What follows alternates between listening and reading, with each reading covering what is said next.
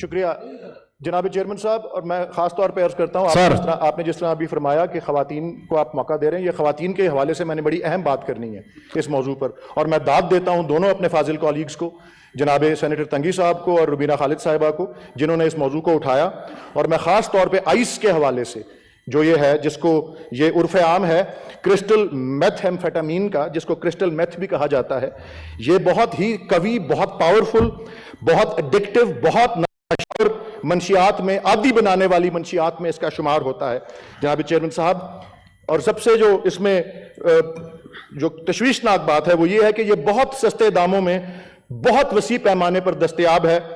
خاص طور پر تعلیمی اداروں میں، جہاں ہمارے آنے والی نسلوں کی رگوں میں اندھیرا دوڑایا جا رہا ہے جناب چیئرمین صاحب۔ ہمارے مستقبل کو تاریکی میں ڈبونے کے لیے اس سے زیادہ گمبھیر کارروائی کوئی نہیں ہو سکتی، یہ آئس کا جو اس طرح وسیع پیمانے پر اور سستے داموں میں دستیاب ہونا ہے۔ یہ جناب بڑی تیزی سے، یہ کرسٹل میتھ جو ہے، جو آئس، یہ بڑی تیزی کے ساتھ انسان کے سینٹرل نروس سسٹم یا مرکزی اعصابی نظام کے اوپر جو ہے اثر انداز ہوتی ہے، اور ذہنی اور جسمانی اعتبار دونوں سے بے انتہا مضر اور نقصان دہ ہے۔ ٹھیک کہا میری فاضل کولیگ جو ڈاکٹر ثانیہ نشتر صاحبہ ہیں کہ نوجوان نسل اور ان کی فیملیز کے لیے جتنی اذیت کا باعث یہ بنتی ہے،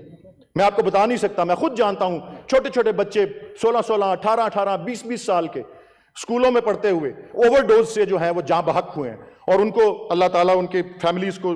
صبر عطا کرے۔ لیکن سب سے اہم جو میں بات کرنا چاہ رہا ہوں، اور یہ آخری بات ہے، وہ سر میں توجہ دلانا چاہ رہا ہوں اس ایوان کی، اور تنگی صاحب خاص کر، اور دیگر جو فاضل ممبران یہاں بیٹھے ہیں، یہ صرف ہیلتھ سروسز کا جو ہے شعبہ اس سے متعلق نہیں ہے، یہ ہماری انٹیریئر جو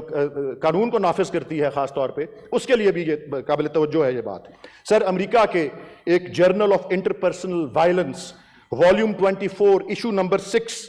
میں شائع ہوا اکتوبر 2008 میں، آج سے 14 برس پہلے، national case control study of homicide offending methamphetamine use, یہ پال بی سلیتسکی نامی شخص نے یہ رپورٹ شائع کی تھی، اور اس میں بائی دا وے سر جو امپورٹنٹ بات ہے، جو کوریلیشن کی گئی ہے، آئس کے استعمال اور قتل کا ارتکاب، ہومیسائیڈ اینڈ یوز آف آئس جو ہے، اس کوریلیشن کے اندر یہ نتیجہ نکلا کہ آئس کا استعمال کرنے والا ایک عام شخص سے 9 گنا زیادہ پروبیبل ہے، 9 گنا زیادہ جو ہے قتل کا ارتکاب کرنے کا جو ہے وہ لائکلی ہوتا ہے ٹو کمٹ۔ اور اسلام آباد کے اندر واقعات ہوئے ہیں ابھی حال ہی میں، اور پچھلے سالوں میں بھی جو ہوئے ہیں، فیمیسائیڈ کے، خواتین کے قتل کے، یہ جو ریلیشن جو ہے، یہ جو ہے۔ اللہ اکبر، اللہ اکبر، اللہ اکبر، اللہ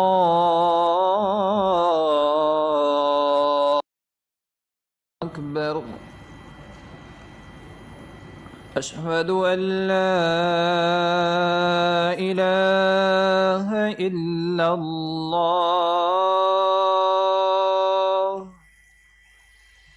اشہد ان لا الہ الا اللہ،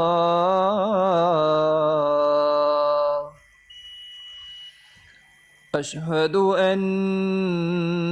محمد رسول اللہ، اشہد ان محمد رسول اللہ،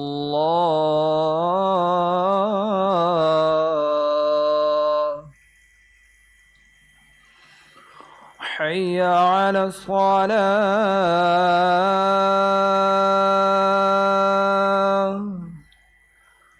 حی علی الصلاة،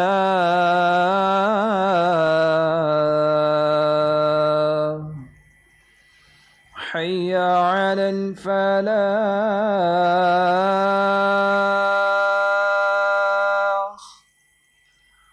حی علی الفلاح۔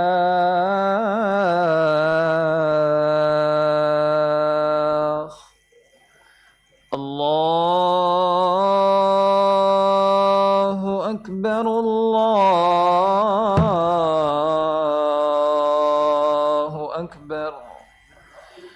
لا إله إلا الله.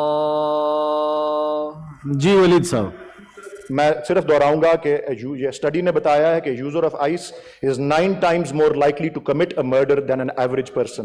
اور میں نے کیس اسٹڈیز پاکستان کے اندر بھی اس کی مثالیں موجود ہیں. سر یہ ریلیشن شپ جو ہے یہ آئس سے ایڈجسٹ کر کے دوسری طرف بھی چلے جائیں تو یہ پرسسٹ کرتی ہے, اسٹڈی نے یہ بتایا ہے. اور سر آپ کا جینڈر نہیں, آپ کی ریس نہیں, آپ کی ایج نہیں, آپ کی انکم نہیں, سب سے زیادہ کوریلیشن جو ہے آئس یوز اور مرڈر کی جو ہے یہ اسٹڈی نے بتائی ہے. میری درخواست ہے جناب چیئرمین صاحب کہ یہ معاملہ اس بحث کے اوپر کنکلوڈ نہیں ہونا چاہیے. میرے فاضل دوست اعجاز چودھری صاحب نے ایک دن مجھے لگا تھا شکایت کر رہے ہیں کہ ان کو ایک ایسے فارغ سی کمیٹی دے دی ہے نارکوٹکس کنٹرول کی. میں سمجھتا ہوں کہ یہ ٹیک اپ کیا جائے, یہ نارکوٹکس کنٹرول کے افسران کو بلائیں, یہ ہیلتھ کے افسران کو بلائیں, یہ انٹیریئر کے افسران کو بلائیں, اور سر اسلام آباد کو مثال بنائیں کہ اس نے آئس سے پاک کیا ہے اپنے آپ کو, اپنے اسکولوں کو, تاکہ باقی بڑے شہروں پہ بھی مثال بنے. مولانا فیض محمد صاحب.